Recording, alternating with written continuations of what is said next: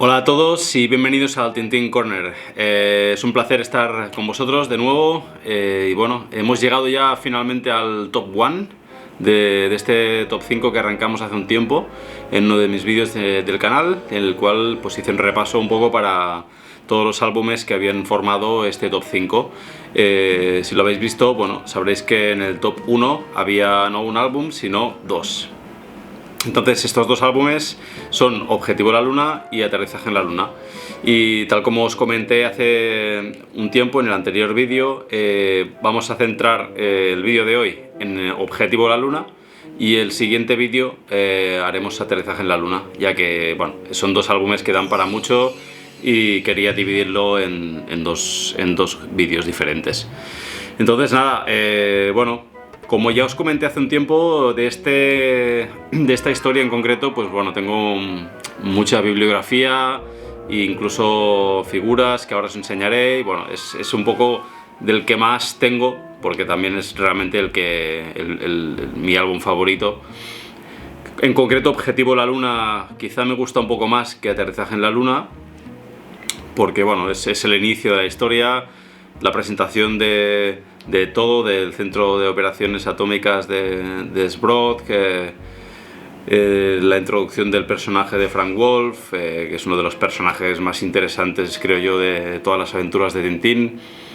Bueno, es un poco la presentación de todo y por eso pues es uno de los motivos por los que me gusta un poco más aunque Aterrizaje en la Luna sigue siendo una obra maestra también. Bueno, este álbum sufrió bastantes interrupciones, bastante largas además, porque se inició en marzo de 1950 y se interrumpió en septiembre de 1950 y no se volvió a retomar hasta 1952, abril de 1952, con lo cual casi 2 años de interrupción.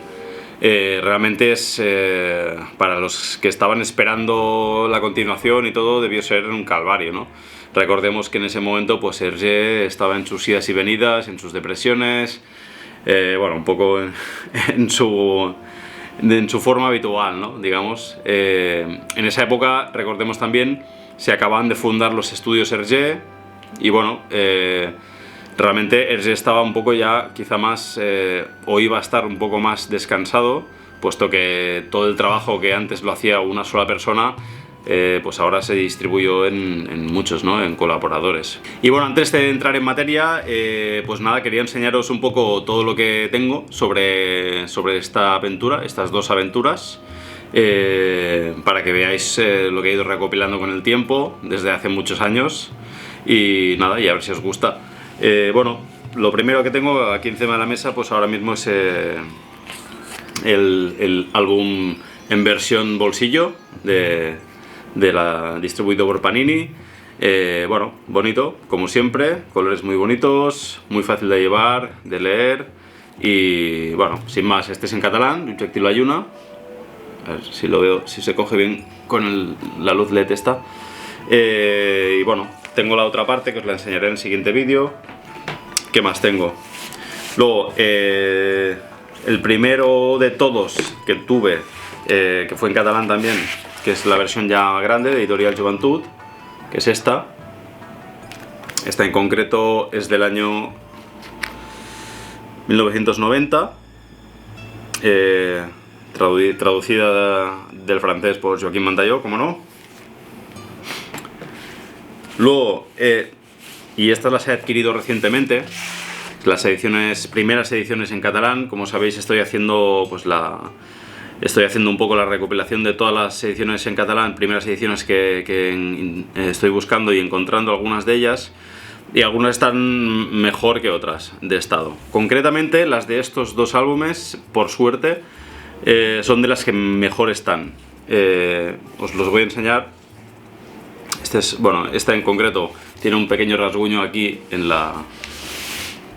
A ver si se ve. Bueno, todo esto de aquí que está como saltado, le falta la etiqueta. Pero hay que reconocer que lo que es el lateral está muy bien. No sé si se leerán las letras, quizá con la cámara no, pero bueno. Está en muy buenas condiciones por tener tantos años, ¿no? Porque este álbum, ahora os lo diré, pero es del año 1968, también traducido por Joaquín Ventalló. O sea que ha sufrido bastante el paso del tiempo, pero de una forma muy buena. La verdad es que incluso por dentro las páginas están muy bien, no hay prácticamente señales de desgaste. O sea, fue una gran compra realmente esta, y la del siguiente álbum pues bueno, os la enseñaré en el próximo vídeo, pero es incluso mejor. Está incluso mejor, porque está entera, es que parece que sea casi nuevo. Y con estos dos ejemplares tuve muchísima suerte, la verdad, porque son antiguos, muy antiguos, pero han resistido el paso del tiempo de una forma increíble, ¿no? No pasa lo mismo con un cómic que es relacionado con la aventura lunar, que tiene más que ver con quizá con la segunda parte, pero bueno, está relacionado también con la primera, que es este, y aterrizaron en la luna. No sé si algunos lo tenéis o lo habéis leído. Bueno, aquí podéis ver en la portada una ilustración que hizo Hergé en conmemoración de la llegada del hombre a la luna en 1969, en el que pues bueno, Tintín y compañía le dan la bienvenida al señor Armstrong, ¿no? Que se queda como un poco chocado, porque recordemos que bueno, Tintín en la ficción llegó mucho antes a la luna, como unos 15 años o más antes que las misiones Apolo, ¿no? Luego hablaremos un poco más a fondo de esto. Y lo que os comentaba antes de este libro es que, bueno, a pesar de ser un libro, este es del año, a ver si sale por aquí, 1988, está bastante magullado, y no porque lo haya tratado mal, porque realmente lo he leído sin más, pero si os fijáis, estas páginas están directamente desenganchadas del libro, lo cual pues dice mucho de estas ediciones primeras de los años 60 que a día de hoy pues siguen intactas, ¿no? Algunas de ellas, y están muy bien hechas. Y nada, este libro es muy interesante, es un paralelismo entre la aventura ficticia y la real de las misiones Apolo, y no sé si es difícil de encontrar hoy en día, me parece que sí, que cuesta un poquito quizá de encontrar, y no sé si lo vi en eBay, estaba un poco caro, pero bueno, este lo compré hace mucho tiempo y la verdad es que es uno de mis favoritos en cuanto a lo que es aventuras relacionadas con Tintín. Detrás hay una frase de Hergé, si la podéis ver, que bueno, de traducir el francés dice: de tanto creer en sus sueños el hombre los convierte en realidad. Es una frase que bueno, siempre me ha gustado muchísimo, y la he llevado un poco cerca de mí. Bueno, como habréis visto ya en algunos vídeos también, pues me hice con el cohete, que bueno, me encanta. Ojalá algún día pueda hacerme con el grande. Lo que pasa es que no sé si habéis visto el precio del cohete grande, pero bueno, son precios bastante prohibitivos, con lo cual de momento me tengo que conformar con este, que es muy bonito. El diseño es precioso, está hecho con resina, y bueno, muy contento de esta adquisición. Tengo también figuras que he ido recolectando con el tiempo, relacionadas con esta aventura. Bueno, en este caso relacionadas con la aventura de la parte 2, digamos, de aterrizaje en la luna, como son esta. No sé si se ve muy bien, a ver si consigo que el zoom lo capte y no lo distorsione mucho. Bueno, esta es Tintín, el Capitán Haddock, cuando Tornasol lo lleva a ver el cohete y se queda pasmado. Luego tengo a Tornasol por aquí, en el momento en que se encabrona un poco. Ahora este sí lo ha cogido bien, y está con su trompeta acústica, que también es motivo de situaciones humorísticas muy buenas. Luego tengo a Frank Wolf, a ver si lo consigue coger, aquí está, que bueno, está como marchándose sigilosamente. Ya sabéis por qué, algunos, los que habéis leído los cómics. Luego tengo, y esto bueno, esto no fue cosa mía, sino de mi pareja, que bueno, Fuimos a una zona volcánica que hay por aquí cerca en Cataluña, en la zona de Olot, y cogimos una piedra volcánica, que es esta, y bueno, pues donde tengo el Tintin Corner, que ahora lo he tenido que vaciar un poco para enseñaros todo esto, pues al lado de las figuras de Tintín, el cohete y tal, pues bueno, hay una piedra volcánica que simula una piedra lunar, ¿no? Esto fue idea suya, obviamente a mí no se me ocurren estas ideas tan buenas, pero la verdad es que queda guay, me gusta cómo queda en la estantería. ¿Qué más tengo? Bueno, aquí tengo una postal de Hergé, que no sé si la cogerá muy bien, con el cohete, la maqueta que hizo hacer para dibujar lo que es esta aventura. Maqueta que creo que está expuesta en el Museo Hergé, si no me equivoco. Y maqueta que me encantaría tener en casa para poder verla y disfrutar de ella. Me encantaría, la verdad. Luego tengo otra postal de una situación muy divertida, de Objetivo la Luna, que reconoceréis seguramente, uno de esos tantos momentos en los que el Capitán Haddock pues recibe. ¿Qué más tenemos? Y bueno, esto es bastante antiguo, es un estuche que bueno, me llevaba al colegio de pequeño, está, como veis, bastante magullado por el paso de los años, aquí se ve bien, y bueno, ha sobrevivido como ha podido, digamos, pero ahí está en el rincón también. Luego otra carpeta, que bueno, esta es más bien de aterrizaje en la Luna, es una carpeta, bueno, es para meter documentos. Dentro hay, pues bueno, los planos del cohete, como podéis ver. Y por detrás, pues esta preciosa ilustración del cohete llegando a la Luna. Luego tenemos aquí un documento histórico, un poco, para mí al menos, es del año 96, un recorte de periódico, que bueno, habla un poco de la ciencia, ¿no? También que hay incluida en estos álbumes, y es que Hergé realmente se adelantó mucho a su tiempo. También es verdad que consultó a fuentes y a personas que estaban muy bien documentadas y que eran estudiosos de esos campos, de astrofísica, astronáutica y todo esto, y en este caso es un recorte periódico del diciembre del 96, no sé si se podrán leer, vamos a probar. 5 de diciembre de 1996, y lo que viene a decir es que, bueno, Tintín ya lo dijo, y bueno, es el hallazgo de agua creo que fue en el polo sur de la Luna. Bueno, os lo voy a leer porque realmente es muy cortito. Y dice que Tintín sabe que hay hielo en la Luna desde hace 43 años. El historietista belga Hergé publicó en 1953 Aterrizaje en la Luna, la continuación de Objetivo la Luna, y situó al joven reportero, a su perro Milú, al profesor Tornasol y al Capitán Haddock en la superficie del satélite terrestre. Quedaban aún 16 años para que Neil Armstrong soltara aquello del paso gigante para la humanidad, pero llegar a la Luna empezaba a dejar de ser solo ciencia ficción. Lo que sí parecía excesivo era encontrar agua en un satélite tan poco dado a la vida. Fue hielo, igual que la sonda Clementine, lo que encontró Tintín en la Luna. El hallazgo del TVO se produjo igual que en la vida real, por casualidad. Tintín, que acaba de alunizar, entra en una gruta con Haddock y Milú, y como recoge la secuencia de viñetas, el perro se pierde, y al buscarlo el periodista de cómic resbala por una sorprendente rampa de agua congelada y exclama: «¡Sí es hielo!». Igual que los jefazos del Pentágono y la NASA 43 años después. Es decir, que al final se cumplió. Se creyó durante muchos años que en la Luna, como no tiene atmósfera, pues no habría hielo, pero realmente se han encontrado yacimientos de hielo, creo que en el Polo Sur, si no me equivoco, y esto queda reflejado en este recorte de periódico del 1996, ¿no? Hace ya pues 33 años prácticamente.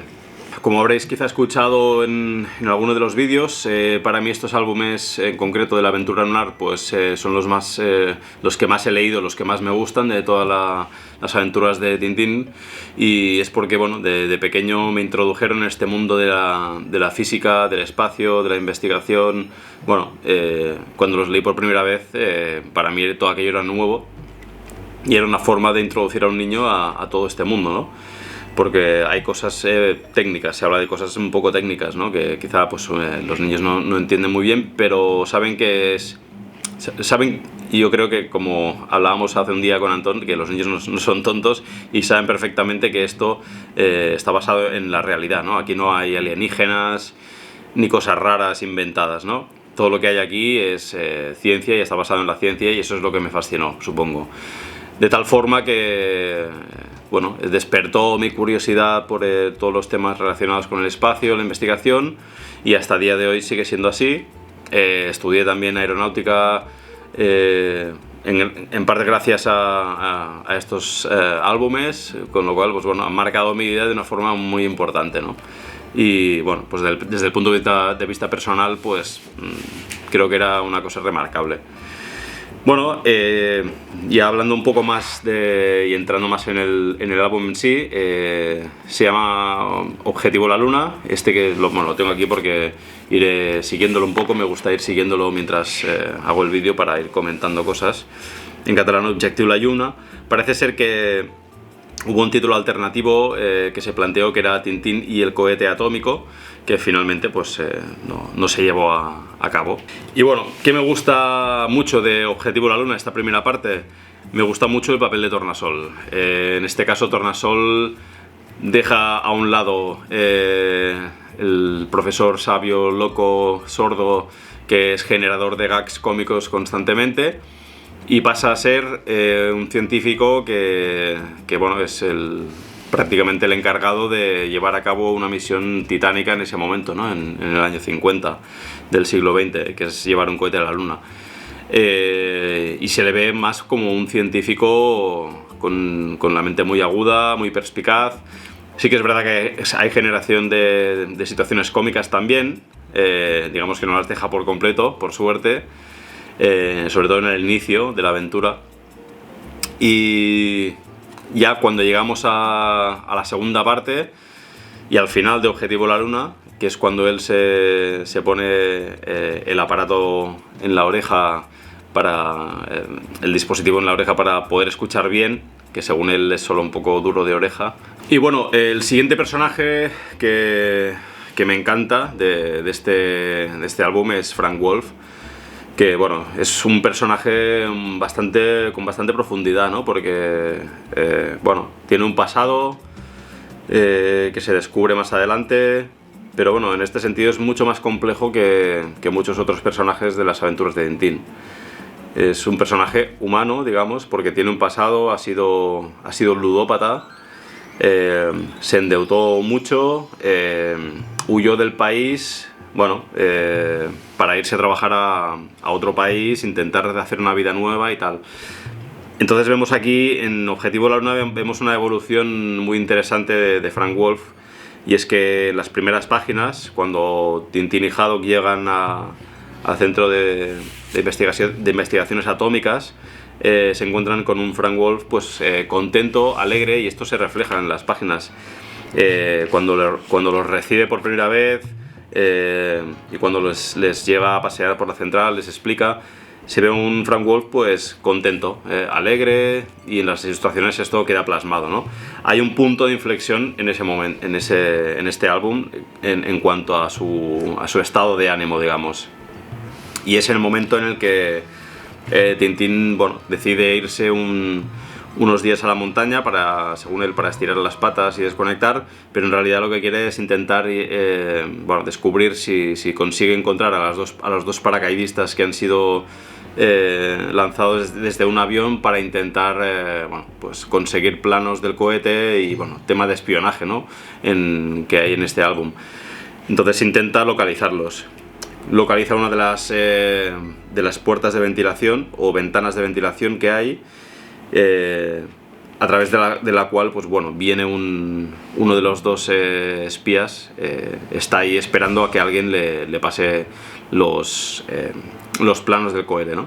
Y ese alguien es Frank Wolf, que bueno, pasa a ser un espía, un traidor. Y bueno, en ese momento justo hay cuando están pasándose los planos, hay un corte de energía y se hace de noche, se hace oscuro total, y bueno, y cuando vuelve la luz, pues bueno, Los Dupont tienen a Frank Wolf cogido por el cuello, el Capitán Haddock está tendido en el suelo por un golpe en la cabeza.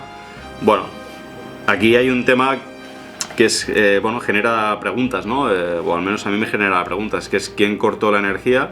Supongo que fue el mismo Wolf, para, no sé, para evitar ser visto, probablemente. ¿Quién golpeó al Capitán Haddock? No sé si fue el mismo Wolf, aunque la verdad es que no lo veo golpeando a nadie, porque aunque sea un traidor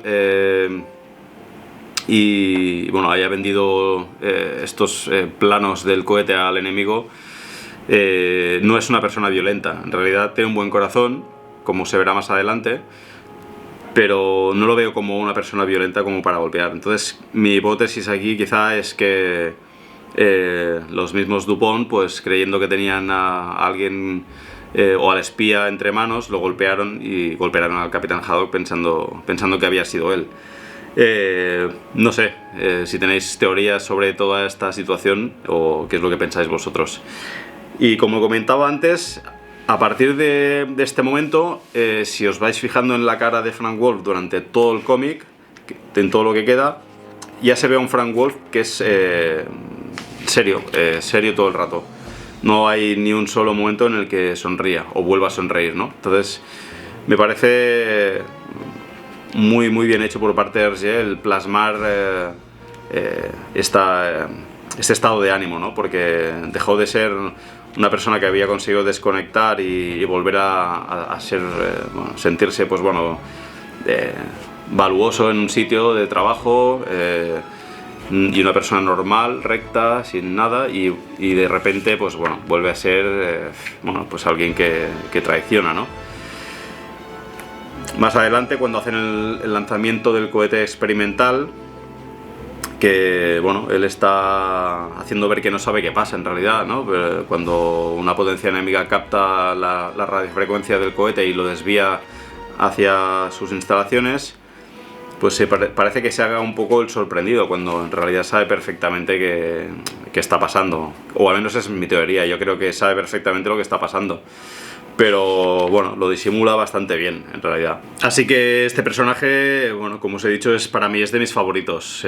Tiene una profundidad espectacular y cuando, bueno, lo analicemos un poco más a fondo en Aterrizaje en la Luna, bueno, lo veréis, que bueno, muchos ya supongo que habréis leído el cómic, pero bueno, siempre está bien hacer un repaso, ¿no? Y también saber vuestros comentarios, ¿no?, acerca de este personaje, porque a mí me parece de los más fascinantes de todas las aventuras de Tintín. Además, bueno, tiene un papel muy importante porque es digamos, la mano derecha de Tornasol, ¿no?, en el viaje a la Luna.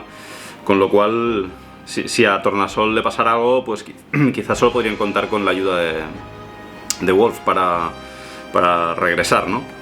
Aunque viendo lo que pasa después estaría jodido. Bueno, otro tema que me gusta es la numeración que llevan en los monos de trabajo, en los trajes que llevan en la central. Cada uno tiene una numeración diferente en función digamos, de la jerarquía, supongo. El número 1 es el señor Baxter, que es digamos, el director de la central. Un personaje que me gusta bastante, la verdad. Lleva el número 1 dibujado aquí en color rojo. Tornasol es el número 9, con lo cual no está nada mal, teniendo en cuenta que Baxter es el número 1. Y luego ya Tintín, Haddock y Tintín tienen el 56 y el 57 respectivamente. Y Frank Wolf, que tiene el número 14, es decir, bastante arriba también dentro del organigrama, ¿no? Hay un libro que no sé si algunos tendréis o habréis visto, que se llama El ilustre Tornasol. Bueno, en este libro aparece otro trabajador de la central, que bueno, no sé si os habréis dado cuenta, seguro que sí, pero es el trabajador número 31, y es este de aquí.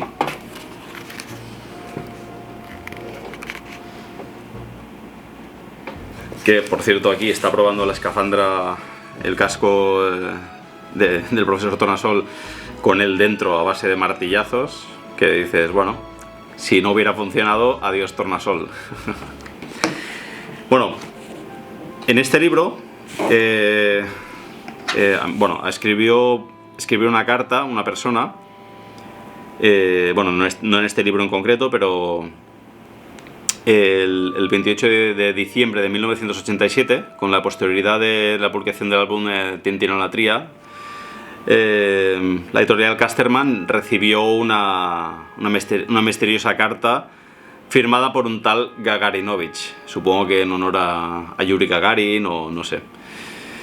Y esta carta lo que pretende es poner en contexto al trabajador número 31. Y bueno, ahora os pongo en pantalla para que veáis esta carta, que está sacada del libro, que bueno, es en catalán, pero os lo voy a traducir para que veáis de qué va el tema. Dice: en 1950 yo era el responsable bajo la autoridad directa del señor Tornasol en la división de equipos lunares, y más concreto de la puesta a punto de la escafandra lunar en el Centro de Investigaciones Atómicas de Sbrov, actualmente tan célebre. En esta condición el señor Hergé tuvo la gran cortesía de representarme en las páginas 7 y 8 de Objetivo la Luna. Mi nombre no le diría nada, pero yo era el número 31 en el organigrama del centro, cosa que no está nada mal, ya que el señor Baxter era el número 1, el señor Tornasol el número 9, Frank Wolf el número 14 y los señores Haddock y Tintín 56 y 57 respectivamente. Me contrataron al mismo tiempo que Frank Wolf, que había conocido en White Sands, en Estados Unidos. Y aquí hacemos ya un poco del paralelismo con el proyecto Manhattan. Este pasado me provocó grandes problemas después del retorno del cohete y los episodios dolorosos que le acompañaron. Efectivamente, a principios de los años 50, por los aires de Sildavia se podían respirar resquicias del macarcismo y yo pagué los platos rotos. Los colegas y... perdonad la traducción porque es un poco en plan simultáneo y a veces puede que la líe con algunas palabras. Los colegas y amigos de Frank Wolf fueron sospechosos de haber participado en el embarque clandestino del coronel Boris, alias Jorgen. Recordaréis que el espía Bordurius se había escondido dentro del cohete en una caja proveniente de la fábrica de Jena de la República Democrática de Alemania. Le hago memoria. Frank Wolf era el encargado de provisiones y de material, y mi tarea ya había finalizado por aquel entonces. Calculo que llevé el sombrero de esos senderos de la cepo incapaces de superar debidamente los accesos de Sbrov, incluso los del cohete.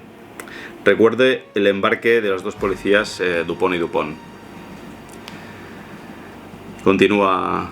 Me reprocharon una serie de cosas que no justifican, en mi opinión, que me echaran del centro. Por ejemplo, me reprocharon el episodio de la vestimenta de Milú. Demasiado grande para él, digno de un San Bernardo. Yo me habría limitado a seguir las directrices del señor Tornasol, que conocía muy bien al perro del señor Tintín. Del mismo modo, si Milú penetró en un sector prohibido vestido de ese modo, la responsabilidad incumbía al señor Frank Wolf, que por cierto lo reconoció. Durante los ensayos previos a la escafandra lunar del señor Haddock, sí reconozco que olvidé sacar las ratas blancas de los primeros experimentos. Pero me reprocharon muy injustamente que hubiera utilizado plexiglas para la confección del casco de esa misma escafandra que habían aprobado el señor Tornasol y yo mismo con los medios más científicos y más rigurosos posibles. El clima de histerismo de aquella época, de un anticomunismo total, la referencia a plexiglas no era en Sildavia políticamente neutral y sonaba como un comprometedor homenaje a plexiglas. Entonces, número 1 del partido bigotista en el poder de Borduria. Esa homonimia, ciertamente desafortunada, resultó imposible de justificar y a mí me costó el despido, con la prohibición de regresar a Sildavia durante 10 años. Bueno, no sé quién escribió esta carta, pero me parece fascinante y de una imaginación increíble. Me gustó muchísimo cuando lo leí.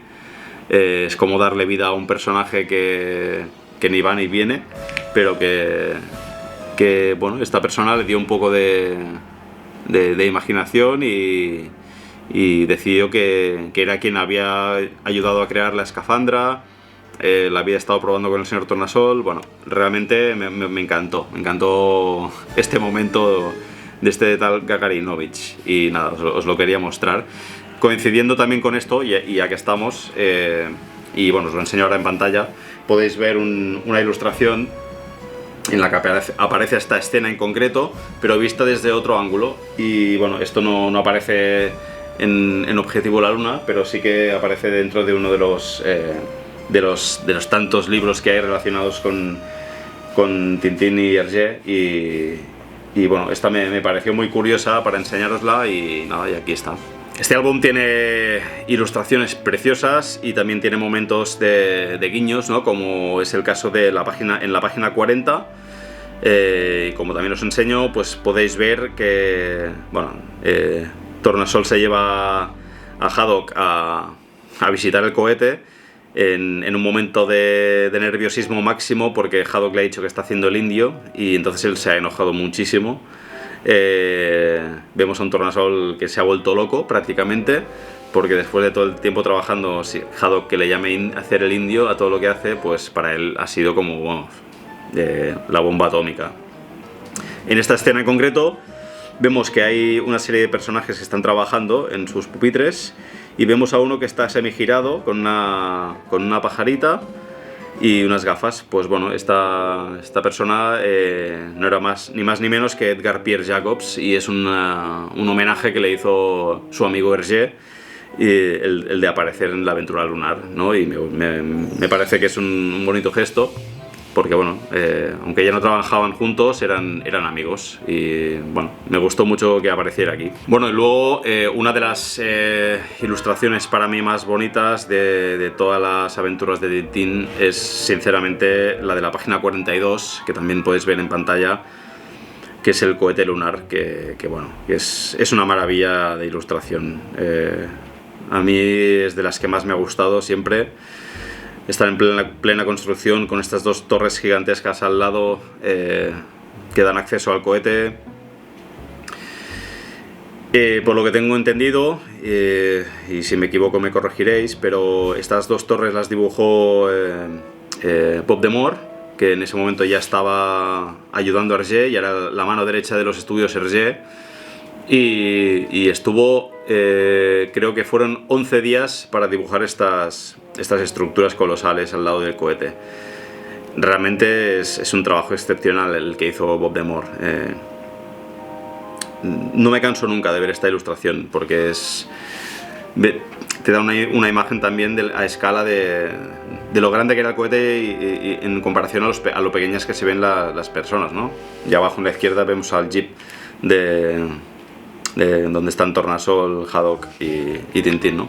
Un jeep, por cierto, que bueno, ahí existe la figura, que es mi siguiente adquisición. Espero que sea esa, porque me gusta muchísimo y quiero tenerla. El problema es el espacio, como siempre, que tendré que hacer una ampliación aquí, yo creo, de espacio, porque ya no me queda ninguno para poner nada más.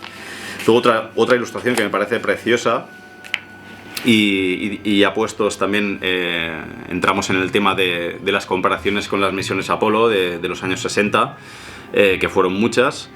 Pero en este caso en concreto, en la página 56, cuando ya Tintín, Haddock y bueno, toda la tripulación se dirige hacia el cohete para el lanzamiento, vemos una ilustración espectacular de noche, porque el lanzamiento se produce de noche, con las torres iluminadas, los coches acercándose, y bueno, como veis, hay un paralelismo pues con este cohete que aparece en la torre de lanzamiento, que es el Saturno V, ¿no? Este prodigio de la ingeniería, ¿no? Bueno, y hablando del cohete también, Hergé se basó en el cohete, o en los cohetes / misiles V2 utilizados en la Segunda Guerra Mundial, pues para sembrar la destrucción y el caos en Londres y Anvers, creo que fueron esas dos ciudades. Y bueno, me gustaba un poco que Hergé haya cogido ese diseño para un cohete que no tiene fines destructivos, sino que tiene fines de investigación científica. Entonces es un homenaje, creo, bonito, ¿no? a toda la destrucción que causó esos misiles. Que bueno, volviendo a las misiones Apolo, pues estos misiles V2 fueron diseñados por un alemán llamado Wernher von Braun, que se podría decir que es el padre de la cohetería de toda aquella época, y que fue reclutado cuando acabó la Segunda Guerra Mundial, antes de que fuera capturado por los rusos. Fue reclutado por la NASA para proyectar todas las misiones Apolo. Y bueno, en ese sentido, pues era un grandísimo ingeniero, un grandísimo gestor de tecnología. Y bueno, el Saturno V fue una realidad en parte gracias a él, ¿no? Obviamente había miles de personas trabajando, pero quien, digamos, cortaba el bacalao, por decirlo de una forma un poco científica, era él, ¿no? Y entonces, bueno, es un paralelismo más de los muchos que hay que iremos viendo. Hay una curiosidad también aquí en los cohetes V2, que una de las ciudades en las que cayeron fue Anvers, que es una ciudad belga en la cual nació, si no me equivoco, Bob de Moor. Es decir, Bob de Moor acabó dibujando las torres de uno de los cohetes que cayeron. Bueno, no fue ese obviamente, pero similar al que cayó en su ciudad natal, ¿no? Y es una coincidencia curiosa, sin más, ¿no? Bueno, este cohete, una de las particularidades que tiene es que despega en vertical y aterriza en vertical, ¿no? Es un cohete, digamos, reutilizable. Esto que se proyecte en los años 50, pues me parece fascinante, ¿no? Porque es donde estamos hoy en día.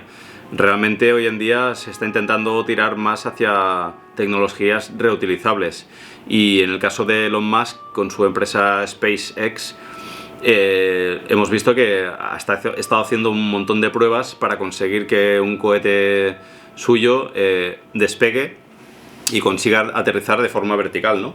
Como hizo el cohete de Tintín, ¿no? Que pues despega y cuando está a medio camino pues hace una serie de maniobras para darse la vuelta y aterrizar en la Luna, y de forma vertical totalmente. Esto en aquella época era totalmente revolucionario, realmente, es decir, yo creo que Hergé fue bastante visionario en este sentido. Estuvo bien aconsejado, pero igualmente él lo llevó a cabo, ¿no? En sus aventuras, y me parece de visionario realmente este tema. Años después, y mucho antes que Elon Musk, obviamente, hubo cohetes también de este estilo que fueron lanzados verticalmente y aterrizaron verticalmente, como por ejemplo el Delta Clipper, que era un cohete experimental en los años 90 que se utilizó y parece ser que con éxito consiguió aterrizar de forma vertical. Con lo cual, pues bueno, vemos que a posteriori de todo esto se ha copiado un poco al cohete de Tintín, ¿no? Y me parece fascinante esta idea. Parece ser que Hergé, una de las fuentes con las que consultó era un astrofísico que se llamaba Alexandre Ananov. Parece ser que Hergé leyó un artículo suyo con una ilustración y quedó fascinado, ¿no? Entonces le escribió para que y esto es muy bueno, le envió la ilustración y le dijo que si podía poner al lado de cada uno de los elementos que aparecían, para qué servían o qué uso tenían los elementos que aparecen en esta ilustración que podéis ver también ahora en pantalla, ¿no?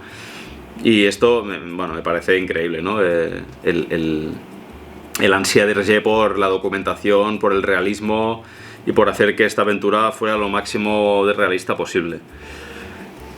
Hergé posteriormente construyó una maqueta del cohete, una maqueta bastante grande, para que sus colaboradores pudieran dibujar el interior y que en todo momento saber dónde estaban los personajes. Esto me parece súper interesante también, porque es una forma más de ser fiel a lo que estás dibujando, ¿no? De que nada quede al aire y que te puedas perder una vez están ya dentro del cohete, ¿no? En ese sentido, pues colaboradores estuvieron Bernard Heuvelmans y Jacques Van Melkebeke, que bueno, le ayudaron también en esta aventura. Y como os decía, pues Hergé le mostró esta maqueta a Alexandre Ananov, al cual le gustó muchísimo, y también estaba muy entusiasmado con esta aventura que Hergé estaba preparando. Hubo un inicio de guión desechado en Objetivo la Luna, que empezaba en Estados Unidos. Creo que fue sugerido o creado por Heuvelmans y Van Melkebeke, si no me equivoco. Hergé llegó a dibujarlo, llegó a hacer el proceso de entintado, es decir, prácticamente solo faltaba pasarlo a color. Aquí podéis ver algunas de las ilustraciones, aunque ahora os los enseñaré mejor en pantalla para que las podáis ver con más atención. Y bueno, era un guión que realmente traía a un personaje famoso como es Rita Hayworth, recuperaba al profesor Calix de La Estrella Misteriosa en papel de malo, había un diamante que quería regalarle, bueno, cosas un poco verosímiles y un poco fuera de lo que creo a Hergé le gustaba hacer, ¿no? Y creo que también su mujer en ese momento, Germaine Gickens, le aconsejó también de no seguir por ese camino, y afortunadamente pues ese guión quedó desechado y podemos ver el que es hoy en día, que es para mí mucho mejor, que es la llegada de Haddock al castillo de Moulinsart, en el que reciben un telegrama pues, del profesor Tornasol misterioso, porque no dice mucho más. Tintín sospecha, como siempre, porque cree que puede ser una trampa, porque cuando llegan al aeropuerto pues Tornasol no está. Durante todo el camino hasta la central, Tintín no las tiene todas, se está girando constantemente porque cree que le están llevando a otros sitios. Le dicen que tienen que ir a Clou, que es una de las ciudades sildavas, pero al final se desvían a último momento. Bueno, hay una serie de cosas, pero ya cuando llegan a la central, pues bueno, Wolf los recibe, sonriente, los lleva hacia el profesor, y bueno, y ahí ya el profesor les enseña el centro de operaciones atómicas de Sbrov, que bueno, está basado en un centro que se usó durante el proyecto Manhattan para el enriquecimiento de uranio, y ahora os enseñaré la foto en pantalla. Este centro estaba en Oak Ridge Center, en Tennessee, y el nombre en clave, parece ser que tenía el nombre en clave que era K25 del centro en sí. Y como os comentaba, en el proyecto Manhattan, que fue digamos, lo que envolvió a la creación de la bomba atómica, pues en ese centro se enriquecía uranio. Bueno, hoy en día parece ser que es un centro histórico. Creo que obviamente no debe quedar ni un solo de los edificios que había, pero como podéis ver, realmente la foto y el que encontramos en el cómic es prácticamente igual, ¿no? Y bueno, es otro más de los sitios que se puede visitar en las rutas tintinescas que un día voy a preparar para llevar a cabo. Siguiendo con los paralelismos con la realidad, en la página 29, cuando van a proceder al lanzamiento del XFLR6, que es el cohete experimental, que también lo podéis ver en pantalla, y al que podéis ver como, digamos, su fuente de inspiración, que fue el cohete V2, pues veis que realmente es muy muy similar. Y bueno, no quería hablaros en concreto de este cohete, sino de otra cosa que también aparece en esta misma página, que es la página 29 de Objetivo la Luna, y es que ahí aparece la mesa de control o ordenador desde el cual llevan el control de este cohete experimental. Este ordenador está basado, como siempre, en la realidad, y ahora podréis ver la foto. Este ordenador en su tiempo se llamaba Univac 1 o Univac I, y fue el primer ordenador creado con fines no militares. Bueno, me parece también increíble, ¿no? La similitud que hay con este que tiene, sobre todo en la parte final de la página. Veis que hay, bueno, en la ilustración que os muestro, pues se ve quizá un poco mejor, que realmente es muy muy similar, ¿no? al Univac 1, ¿no? Y realmente me encanta que haya tantos puntos de conexión con la realidad, ¿no? Que nada está dejado al aire. También las escafandras, los vestidos fueron inspirados por esta ilustración que veis. Los cascos fueron transparentes. Hergé reconoció que Lo hizo transparente para que cuando estuviera en la Luna poder reconocer en todo momento quién era quién. Porque bueno, aparte de Milú, que es obviamente reconocible, no le hace falta que el casco sea transparente, pero para el resto y por un tema de practicidad hizo que bueno, los cascos fueran transparentes. Si no, quizá pues el traje se hubiera parecido más, o al menos eso creo yo, a los de las misiones Apolo, que no son del todo transparentes, sino que solo tienen la parte frontal transparente. Hay otra ilustración que me gusta muchísimo, que está en la página 61, y es cuando el cohete ya ha sido lanzado y se dirige hacia la Luna, y vemos allí un mapa, bueno, un mapa no, se ve a la Tierra, pero se ven los países, ¿no? Entonces, si seguís la línea que deja la estela del combustible del cohete, os haréis una idea de dónde puede estar ubicado el centro de operaciones atómicas. Y bueno, me gusta porque es divertido, ¿no?, hacer ese ejercicio. Os recomiendo que si tenéis el mapa por ahí, el mapa mundi o el Google Earth, pues lo sigáis para ver dónde caería exactamente, ¿no? Normalmente en los lanzamientos de cohetes, como la Tierra gira hacia el este, los lanzamientos y la punta del cohete está enfocada hacia el este, aprovechamos parte de la aceleración de la Tierra para el cohete. Entonces, en esta ilustración en concreto, esto queda plasmado, ¿no? Entonces, hay una serie de cosas que sin quererlo te introducen o sin tú saberlo te introducen al mundo de la física. Y esto a mí me parece fascinante por parte de Hergé, ¿no? Como, bueno, más adelante en el aterrizaje en la Luna vemos que, siguiendo obviamente consejos y recomendaciones que le dieron, pero hace que el whisky se transforme en una bola, o sea, un líquido en falta de gravedad se transforma en una bola, cosa que es cierta, pero en ese momento no se había experimentado aún, porque nadie había ido al espacio aún, ni siquiera se había lanzado el primer satélite, que fue el Sputnik.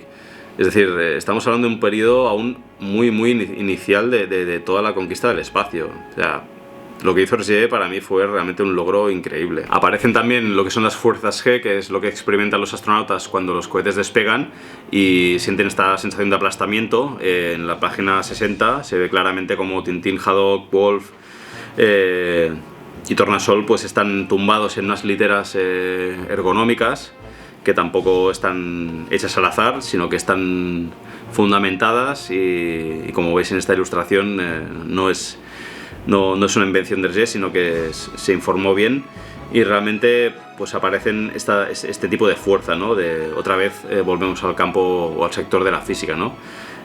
Como en tantos otros momentos, ¿no?, de esta aventura doble, que pues por ejemplo cuando están en la central y Wolf les está dando el paseo y la explicación del enriquecimiento de uranio y la pila gigante que sale, bueno, que se embarca en una especie de explicación muy técnica, ¿no?, de química, del uranio y de radioactivo y de todo esto, que bueno, es una forma más de introducirnos en el mundo de la ciencia, ¿no?,